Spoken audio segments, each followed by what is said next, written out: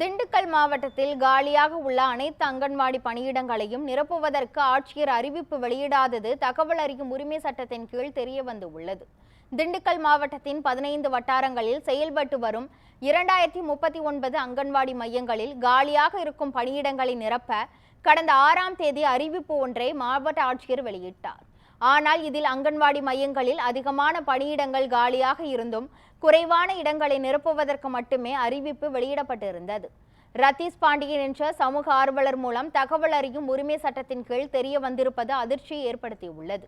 எனவே காலி பணியிடங்கள் முழுவதையும் அறிவித்து அவற்றை நிரப்ப நடவடிக்கை எடுக்க வேண்டும் என்று ரத்தீஸ் பாண்டியன் கோரிக்கை விடுத்துள்ளார். இப்போ சமீபத்தில் திண்டுக்கல் மாவட்ட ஆட்சியர் அவர்கள் ஒரு அறிவிப்பு வெளியிடப்பட்டுள்ளார்கள். அவர் என்ன அறிவிப்பு வெளியிட்டிருக்காங்கன்னா காலியிட பணிகள் நிரப்புவதற்கான அறிவிப்பு வெளியிட்டிருக்கார்கள். எனக்கு கொடுத்த தகவல் அறிவு உரிமை சட்டத்தோட பதிலும் அவங்க கொடுத்துருக்க போஸ்டிங் ரொம்ப டிஃப்ரெண்ட்டாக இருக்குது. அதை பற்றி நான் சொல்கிறேன். மொத்தம் 2039 பணியிடங்கள் மொத்தம் அங்கன்வாடி மையங்கள் செயல்படுது. அதில் 1650 அங்கன்வாடி ஊழியர் பணியாற்றுறாங்க. அதில் 291 போஸ்டிங் காலியாக இருக்குது. ஆனால் அவங்க சொன்ன போஸ்டிங் மாவட்ட ஆட்சியர் அறிவித்த போஸ்டிங் 157. இதில் 134 பணியாளர் அங்கன்வாடி காலியாக இருக்குது.